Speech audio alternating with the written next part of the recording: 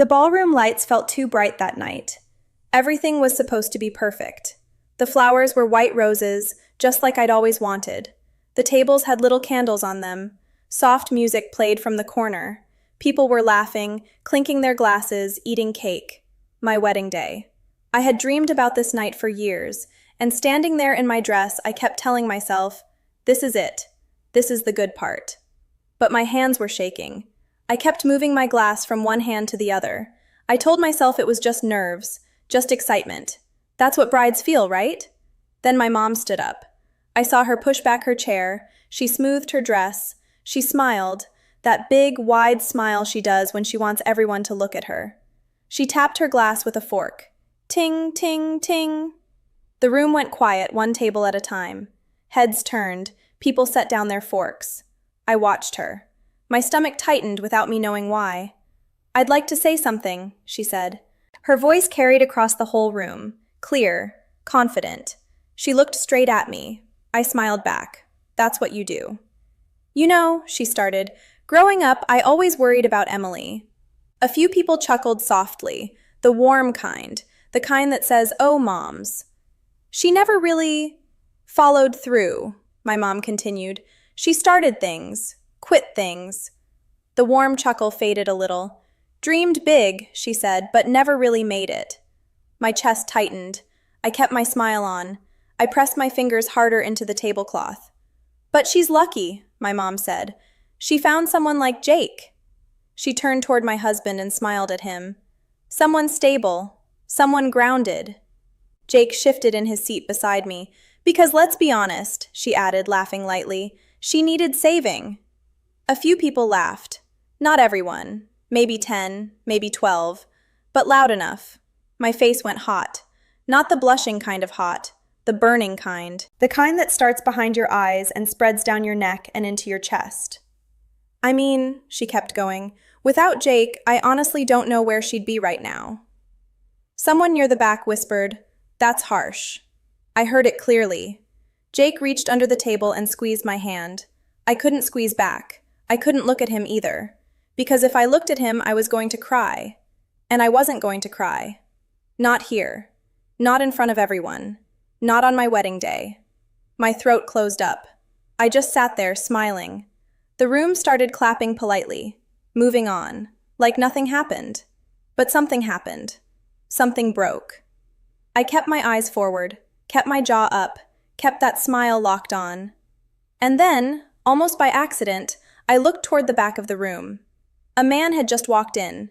He was standing near the door, still in his coat, gray hair, quiet eyes.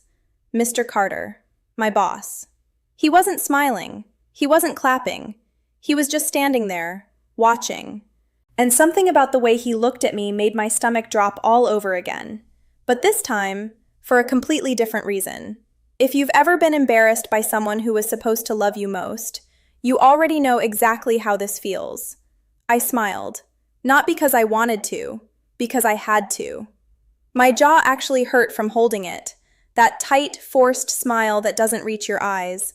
The kind that fools most people in a room, but fools nobody who really knows you. The applause after my mom's toast died down fast. People went back to their food, back to their drinks, back to their little side conversations. But I could still feel it in the air. That awkward thing that happens when someone says something they shouldn't have said in public. People don't know where to look, so they look away. Some of my cousins stared at their plates. My Aunt Donna made eye contact with me for just a second, then looked away fast. She gave me this tiny nod, the kind that says, "I heard it. I'm sorry." I don't know what to do either. A few of Jake's friends from work kept talking like nothing happened. I was glad for that. My eyes burned. I was not going to cry. Jake leaned in close to my ear. His breath was warm. "Ignore her," he whispered. "She always does this." Always. That one word hit me harder than anything my mom had actually said. Because he was right, and that was the part that really hurt. This wasn't a mistake. This wasn't a bad day. This was just her. This was just what she did. And somehow, after all these years, I still hadn't built up a wall thick enough to stop it from getting in. I nodded at Jake. He leaned back, gave my hand another squeeze. I reached for my water glass just to have something to hold, something to do with my hands. I could feel a few people still watching me, waiting to see how I'd react, checking if I'd fall apart. I didn't give them that. But inside, I was unraveling thread by thread. I looked down at the tablecloth. White linen, little wrinkles where hands had been. I focused on that. I counted the folds, just breathed. Then I looked up again. Across the room, near the back, Mr. Carter was still standing. He hadn't moved. He hadn't grabbed a drink, hadn't found a seat, hadn't smiled at anyone. He was just watching me. Still, calm, unreadable. And I felt something cold slide through my chest. Not fear exactly, more like dread. Because Mr. Carter didn't come to social events. He didn't do weddings. He didn't do parties. In the 5 years I'd worked for him, I had never once seen him at anything personal. So why was he here? And why did he look like that? Like something was wrong. Like something was coming. I looked away from him, looked back at the table, smiled at someone who caught my eye. But my mind was already somewhere else. If this already feels familiar, stay with me. Because what happened next changed absolutely everything. My mom always said I never finished anything, but she never saw the whole story. She wasn't there when I was 19, working 2 jobs and taking a full class load. A morning shift at a diner, an evening shift folding clothes at a department store. I'd come home smelling like syrup and laundry detergent and sit at the kitchen table and try to read textbooks until my eyes gave out. She didn't see the 3 weeks I slept in my car, junior year. The landlord raised the rent without warning. My roommate left. I couldn't afford a new place on what I was making, so I packed what I could into the back seat of a 2003 Honda Civic and figured out how to live quietly in parking lots near campus. I showered at the gym. I ate granola bars for dinner. I kept going to class. She never knew that happened. She didn't see the nights I spent teaching myself to code from free videos online. Long after midnight, headphones in, coffee going cold beside the laptop. She didn't see the rejection emails, dozens of them, polite ones, cold ones, some that didn't even bother to respond. She didn't see me standing outside a building in downtown Chicago in the rain, trying to slow my heartbeat before my interview at Carter & Vale. When I got that job, she said, "Let's see how long this lasts." When I got promoted after 18 months, she said, "It's probably luck." When I started coming home late, putting in extra hours on projects nobody asked me to stay for, she said, "You're wasting your time." She never asked what I was building, so I stopped telling her. At work, things were different. Mr. Carter wasn't warm. He wasn't the kind of boss who asked about your weekend or remembered your birthday. He was quiet, measured. He watched more than he talked. But he noticed things, small things, the right things. He noticed when I stayed late without being told. He noticed when I caught an error in a report that 3 people above me had missed. He noticed when I took on a project nobody else wanted and turned it into something solid. He didn't say much about it, but he started giving me more, bigger assignments, more access, quiet opportunities that didn't come with announcements. Then, one afternoon about 2 years in, he asked me to stay after everyone else left. We were the only 2 people in the conference room. He said, "I need someone who won't quit when it gets hard." I remember laughing a little, nervous laughter. "That's funny," I said. "My mom says I always quit." He didn't smile, he didn't laugh. He just looked at me and said, "I don't care what your mom says.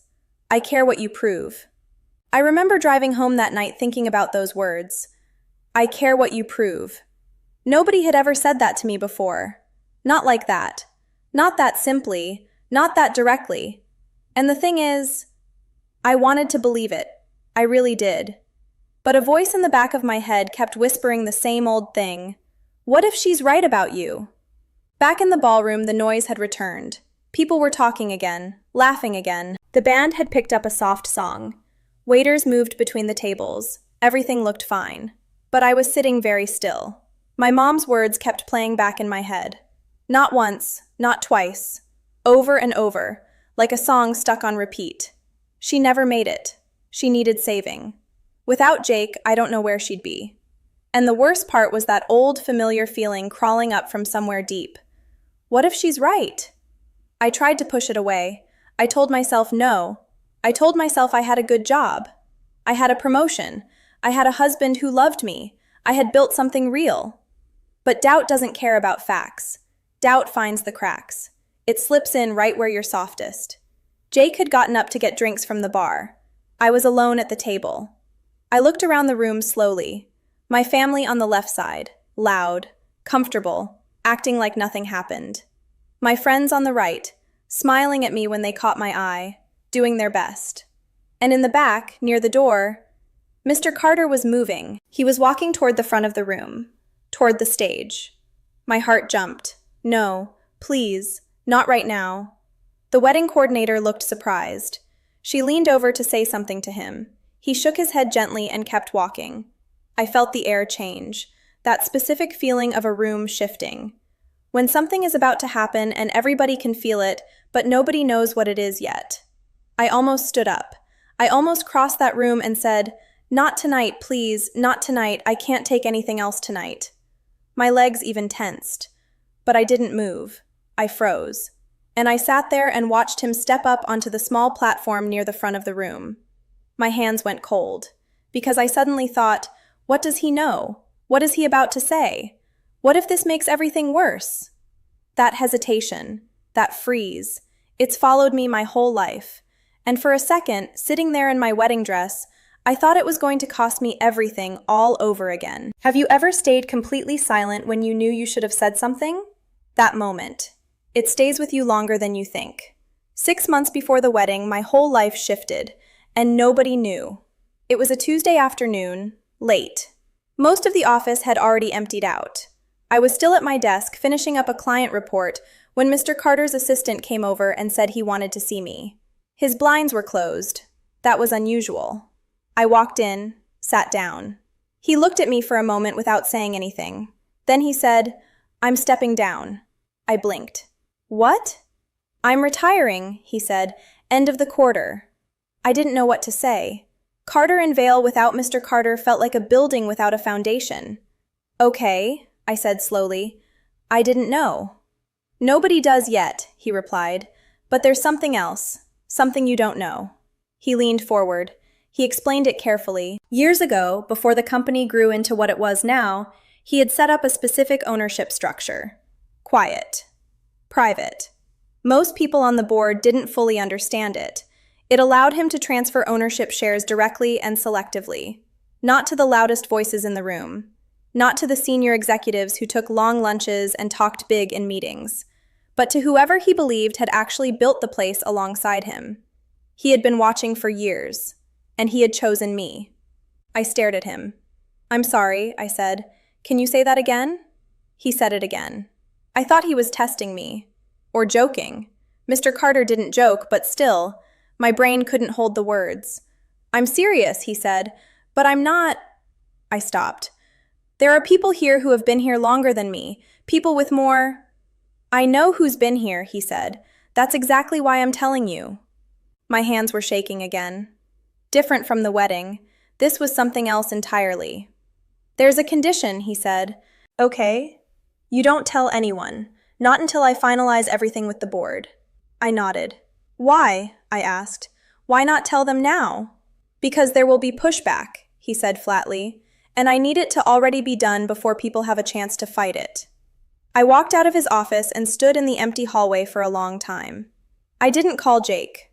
I didn't call my sister. I didn't call anyone. I drove home in silence, made dinner in silence, lay in bed that night staring at the ceiling. Part of me wanted to tell someone, the biggest part.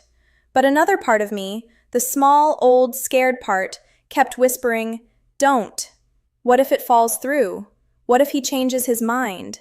What if you tell people and then it disappears and you have nothing but another story about something you almost had?" So I kept quiet. I kept showing up to work. I kept doing my job, and I waited. 2 weeks before the wedding, I thought it was over. All of it. The board called a meeting on a Thursday morning. I wasn't supposed to be in the room, but Mr. Carter asked me to come. I sat near the back. The energy in that room was wrong from the start. One of the senior executives, a man named Griffith, tall, silver-haired, the kind of man who had been the loudest person in every room for 30 years, stood up before the meeting was even officially called to order. "I have an issue," he said. He looked at the papers in front of him. Transfer documents. My name on them. This, he said, holding them up, is reckless. He didn't look at me when he said it. She is too inexperienced for majority ownership of this company, he continued. She hasn't been here long enough. She hasn't managed anything at this scale. This is an emotional decision dressed up as a business one. A few board members shifted in their seats. Someone murmured agreement. Mr. Carter spoke calmly. He went through the numbers, my track record, the projects, the results. But Griffith wasn't done. Numbers are one thing, he said. Leadership under pressure is another. We've never seen her do that. We have no proof. The room went quiet, and in that quiet, the board voted to pause the transfer, pending further review. I sat very still. I kept my face even, professional. But inside, I felt the floor drop out from under me. Mr. Carter pulled me into the hallway after. Don't panic, he said, but his voice was tighter than usual, and his eyes, those steady, unreadable eyes, had something in them I hadn't seen before. Uncertainty. He wasn't sure. And if he wasn't sure, then what was I supposed to hold on to? I drove to the parking garage and sat in my car for 40 minutes. I didn't cry. I just sat there. And for the first time in a long time, I let myself think it. Maybe my mom was right. Maybe I'm not ready. Maybe I never will be. I didn't tell Jake about any of that. Not the transfer, not the board meeting, not the 40 minutes in the parking garage. I told him work was stressful. He said, you need to relax before the wedding. I said, I know. He kissed my forehead, and I kept going. Now it was my wedding night. The ballroom, the candles, the music, and Mr. Carter had just stepped up to the front of the room. My mom was still sitting at the family table. She had settled back into her chair, comfortable. A little satisfied look on her face, the way she gets when she thinks she's had the last word. Jake had come back with the drinks. He set mine down in front of me and looked toward the front of the room with a confused expression. What's he doing? Jake whispered. I don't know, I said, but my heart was pounding so hard I could feel it in my throat. Mr. Carter didn't pick up a glass. He didn't ask the wedding coordinator for the microphone. He reached into his jacket and pulled out a folder. Thick, cream-colored, official-looking. The room began to settle on its own.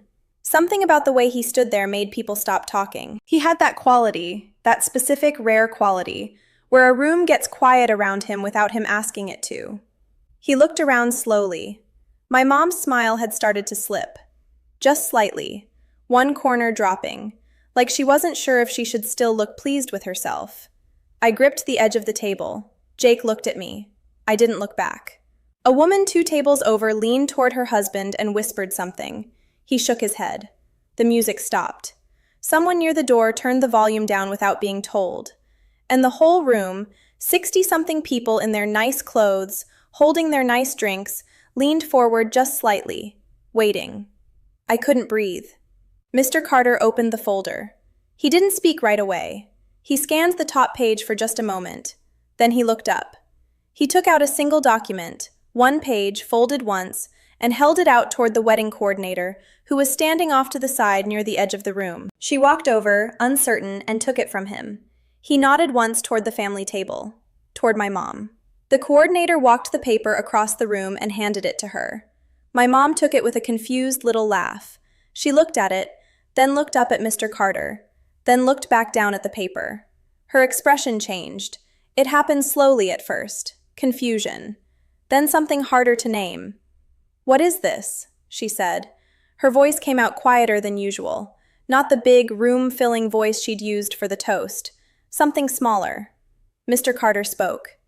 That, he said, calm and even, like he was reading from a board report, is the finalized ownership transfer document for Carter and Vale. The room was dead silent. I delayed the announcement, he continued, because the board required proof. Proof of leadership. Proof of decision-making under real pressure. He paused. 2 weeks ago, we had a crisis. Murmurs rippled across the tables. A critical data breach. Client contracts at risk. The kind of situation that ends companies if it's handled wrong. More murmuring. Louder now. The executive team was divided. The senior staff was frozen.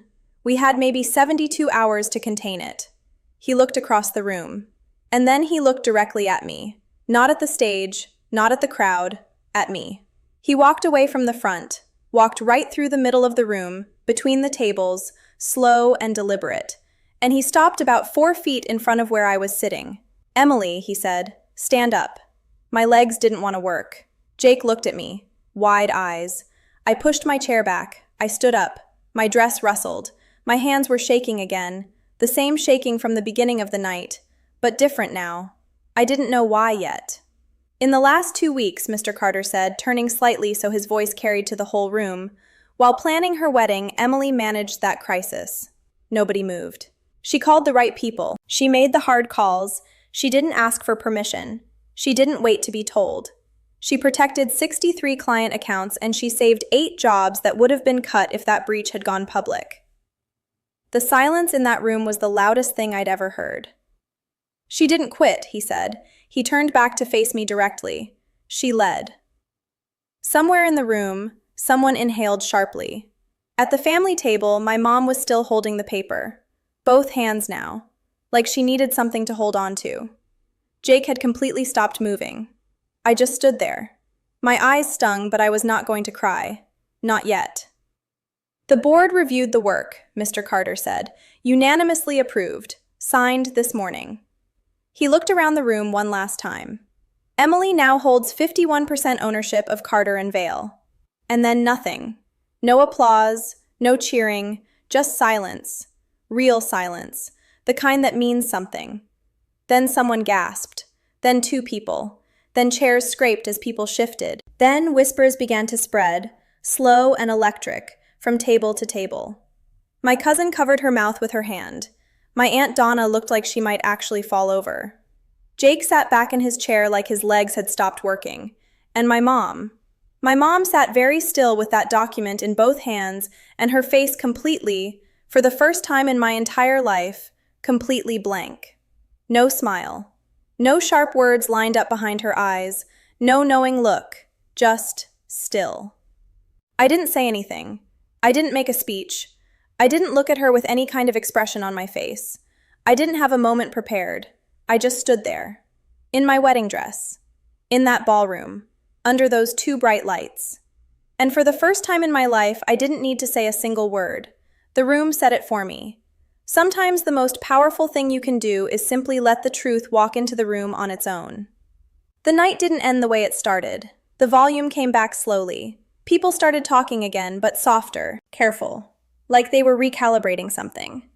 A few people came over to me, shook my hand, said congratulations, meant it differently than wedding congratulations, more serious, less rehearsed.